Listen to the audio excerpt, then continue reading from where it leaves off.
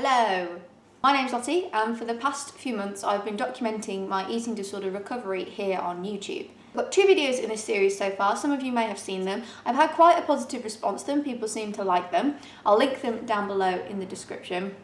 And this video that you're about to watch includes clips from the month of February 2020. I really didn't think about the chronology of this, did I? I should have started in January, but no, I had to record my first one in December. So it makes no sense. I think I was struggling to do this last video as well. I'm like struggling to remember actually how the month went. I can't really remember if it was positive, if it was negative. It'll be interesting for me to see these clips when I'm editing them because I can't remember what I spoke about. You can go ahead and skip to this time if you don't want to hear me babbling. If you do want to hear me babble, you're in the right place. Last year, so in 2019, for Eating Disorder Awareness Week, I made 5 videos in that week, and they're all videos I'm actually quite proud of. Usually after a year has gone by after making a video, I cringe a little bit, but I'm still quite happy with those videos. This year for Eating Disorder Awareness Week, I had planned to do the same thing. I'd planned out my videos, I knew what I wanted to film, and then life just got crazy busy, so I didn't get a chance to make those videos, which I'm kind of disappointed about because it was really fun last year to make those videos, and again I think they had quite a good response. People seem to like them generally. But on the bright side, that does mean I have several videos on the theme of eating disorders ready and planned out, and I'm still going to film them and upload them for your eyeballs. I know, I'm basically Mother Teresa. I don't know what to tell you. So I guess what I'm trying to say is stay tuned if you want to see more content surrounding eating disorders. Also, let me know in the comments what kind of video you would want me to film. I have tons of ideas, but specifically to do with food and body image issues. Is there something that you want to see? Let me know. And without further ado, my chest is so sore.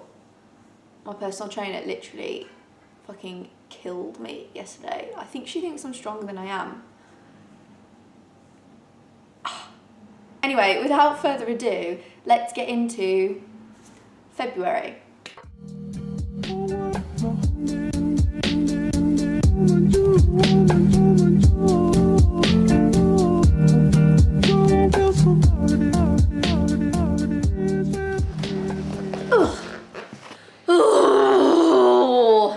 Welcome. So it's quite late in the month of February. When I planned to do these videos, I meant to obviously film throughout the month, but this month it didn't really happen like that. It's the last week of February because there's just been a lot going on, including a project that is to do with eating disorders, which I'll talk more about later on in the video because I'm really excited about it.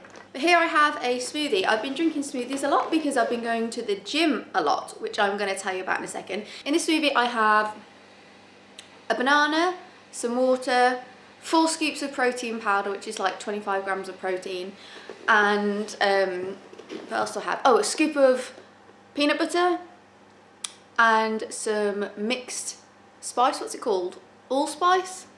Something like that, because I didn't have any cinnamon left. I guess I might as well tell you about the gym. I joined the gym, well no, I've been to gyms before, always I guess with the whole intention, or at least part of the intention, to lose weight. Whenever I've exercised in the past, there's definitely been a part of me that is doing it to lose weight or maybe balance out some food I'd eaten, and it's not necessarily out of the love of exercise. And when I started this journey, trying to heal my relationship with food and stuff, I realised that I also did not have a good relationship with exercise, which is a shame because I've always been a fan of moving my body. I'm a dancer, in case you didn't know.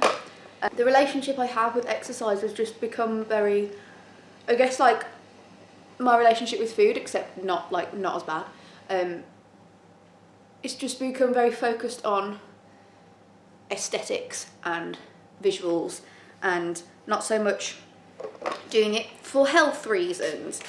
doing it because I want to be stronger and fitter, and or even like social reasons, like going to classes at the gym to make friends. Like, it's never been about that for me. I guess it kind of links in with the way I've been eating the past few years is not like conducive, if that's the right word, to someone who is a dancer, and you know, because that's like highly physical.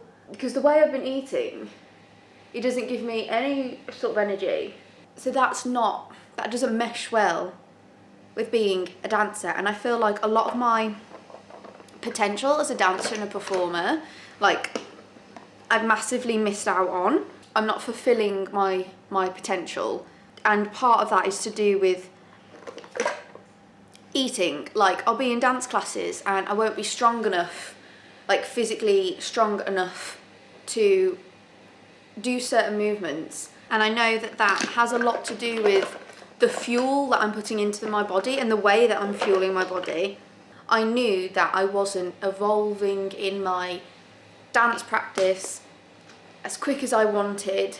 There's other reasons, of course, that I'm not like a dancing prodigy, but food was definitely one of them. And I won't talk about dance for too long because I know that not everyone's into that kind of stuff, but there's different types of dancing, right? And I've always really admired people who have a very like athletic style of dancing, people who are very, very strong. And when I decided that this year I want to heal my relationship with food, I was like, well, this is the perfect time to also heal my relationship with exercise as well, and to stop sort of exercising because I hate my body, but exercising because I want my body to perform better when I'm dancing. So to try and make exercising like not really about how I look, but like what my body can do. And I've got a personal trainer who is like the most lovely person. I made sure to tell her about my history. Maybe for some personal trainers, they would be like, whoa, okay, I know nothing about that, I'm not qualified.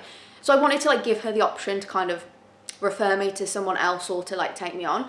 And luckily she took me on, and she's the best. She knew straight away that I didn't want to be like, have any progress pictures taken or have any like progress measurements or weigh-ins or anything. So we don't talk about that. We don't talk about it at all. We just talk about how I'm getting on physically, what my body can physically do. And it's actually incredible, you know, because I've heard people talk about it before, like on their fitness journeys. And don't worry, these videos are not going to become like fitness diaries because I'm not that type of person. I've heard people before talk about how fitness has really helped with their eating disorders or just with like body image issues. And I was like, well, that's great for you, but the fitness world to me can sometimes be disguised as disordered eating or like disordered relationships with your body. And I still do think that, but obviously going through this process of having a personal trainer and really focusing on what my body can do and not necessarily what it looks like, I have realised that that is like, it is possible for fitness and the gym to not, it's not just purely like an eating disorder dressed up in Gymshark clothing, like, which I think I really did think it was before. Not all the time, obviously, exceptions to every rule, but I really felt that way before, and I think that's what was putting me off. One of the reasons putting me off sort of delving into fitness more was because this is just gonna make me worse. This is just gonna be like another tool for my eating disorder to use. But so far, it's not really been like that. Maybe going to the gym isn't for you right now. That's fine. Don't worry about it. But I'm just letting you know that that's what I've been up to and I've been enjoying it. I'm gonna drink the rest of this. Bye. So this lighting isn't flattering in the slightest. Also, yes, I know, I'm wearing the tea towel on my head again. The hair towel, not tea towel. I did that in one of my other videos too. It seems to be becoming a habit to film clips for this series while I'm drying my hair. Maybe I do most of my thinking about eating disorders in the shower. That seems to be what we're discovering. I'm opening a cupboard. It's quite late at night, but I'm going to put some stuff in the slow cooker and make some soup. Use red lentils and a can of tomatoes and some other stuff. Leave it in the slow cooker overnight. I'm going to weigh my lentils because I've found since I'm eating 3 meals a day, I spoke about this a few days ago, that's like a big achievement for me, and I still am kind of counting calories, but not as strict obviously. But since I've started doing that, I've noticed that I'm weighing stuff. And that was, I know for some people who have eating disorders, they weigh everything, and that's like a thing for them, that's something that they struggle with. That's something that I've never like particularly struggled with. I don't think I'm struggling with it now, I've just noticed that I'm doing it a lot more.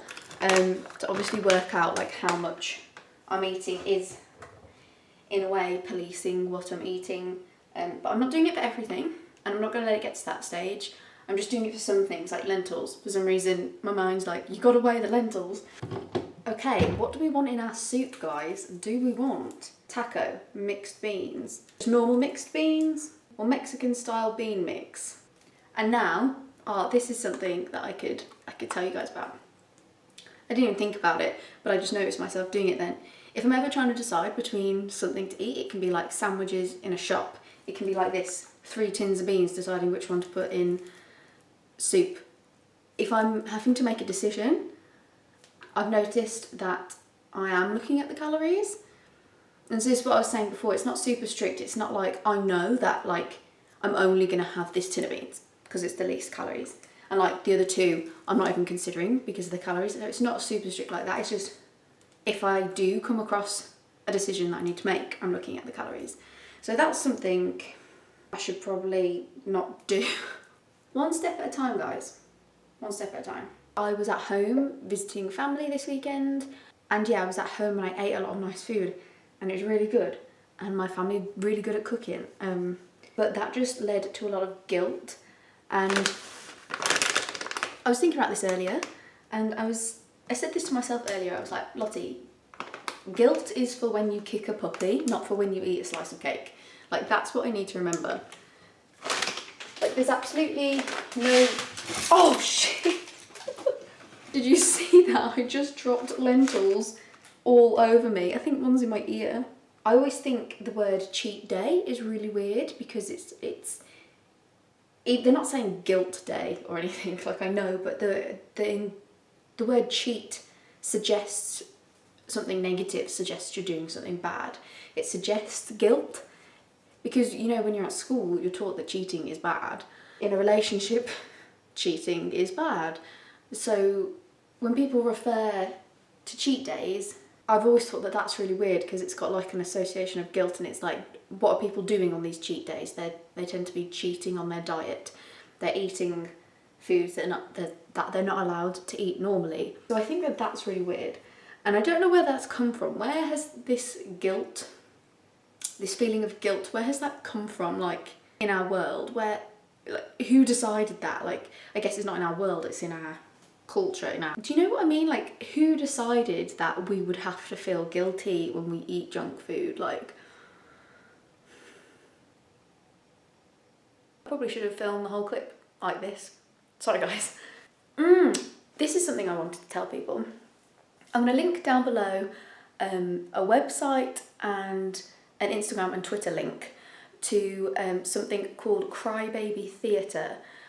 My friend and I have decided to set up a theatre company, and I know a lot of people like don't go to the theatre or don't really go that often. They don't think it's that interesting or whatever, but it's literally just another source, another form of entertainment. Think of it just like reading a book, watching a film, watching a YouTube video, except it's like live. And I'm linking those things down below because we are doing a show at the moment called Buckethead. Buckethead. It's about eating disorders. So if you are interested in that kind of thing, go and have a look at our social medias and our website and stuff for more info. I really think that a lot of people that enjoy these videos might enjoy the sort of content that we're putting out elsewhere. So go and take a look at that. if you so wish.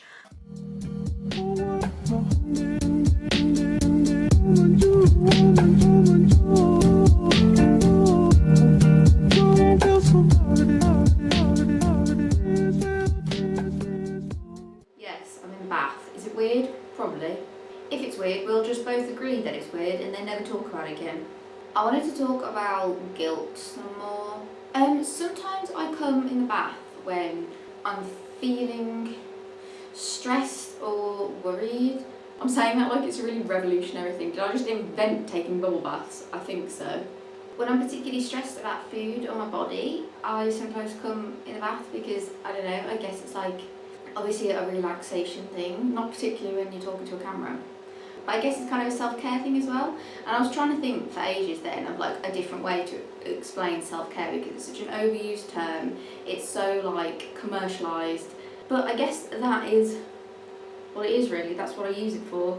I particularly take a shower or come in the bath after I've had like a binge eating session, which in case you didn't know what that is a disorder in itself, binge eating disorder, but you can also experience binge eating with other disorders, like I have EDNOS, I experience binge eating sometimes with that.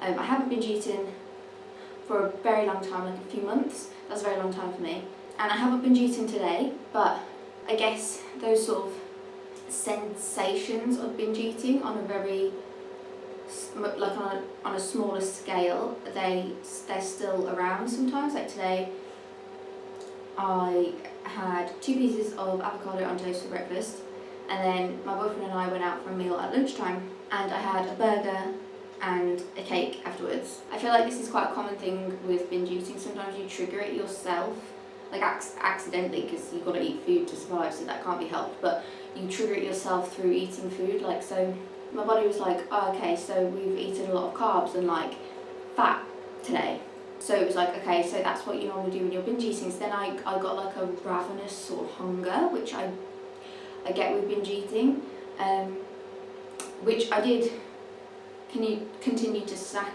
in the afternoon and had a big dinner. It wasn't binge eating though. The more and more I'm talking while sitting in the bath, I'm thinking this is a bad idea. Maybe if I had loads of bubbles, it wouldn't be so awkward. Well, how was it? Hope you somewhat enjoyed me documenting this month of recovery. Hope you got something out of it. Hope you learned something. Like I said at the beginning of this video, please let me know what kind of videos you would like to see. I'd really like to do some specific things that people want. For those of you, again, that do not want to hear me babbling, this is the end of the video. Thanks so much, give me a like, see you next time. I know that I did mention in one of the clips about the project that I'm working on to do with eating disorders and my theatre company called Crybaby Theatre. It's not just mine, it's mine and my friend's theatre company. I just wanted to go into a little bit more detail about that. I've always done dance and drama since I was a child, and then I went on to do it for A-levels and university, and I did a master's degree in performance. But that is where one of my biggest passions in life lie, is creating things, collaborating with other people to create things. I think theatre and performance are one of the most powerful and impactful art forms. I have a huge appreciation for filmmaking and reading and writing and other art forms. I think that they're super powerful too. I think art in general is powerful. But obviously my training is in theatre and that's where a lot of my experience lies. And so with that, I want to take and do things that I care about. You know, eating disorders and spreading education around that is one of the things that I really care about. So it only makes sense to kind of link those two things together. If you know anything about the Edinburgh Fringe Festival, you'll know that it's the biggest arts festival in the entire world. And Crybaby Theatre would love to take Buckethead, which is our show about eating disorders, to the Edinburgh Fringe for so many different reasons. We have a crowdfunder to raise money for some of it. That isn't even going to cover like half the expenses, like probably not even a quarter of the expenses. Like we're kind of sourcing funding elsewhere for that. But I'm going to leave the crowdfunder in the link below. If you want to take a look at it, there's more information about the show and the company on the crowdfunder website. Save me like blabbing. I'll also leave the links to Crybaby Theatre's official website and our Instagram and Twitter if you want to have a look. Because we're also putting out content to do with eating disorders on those platforms or sharing other people's content.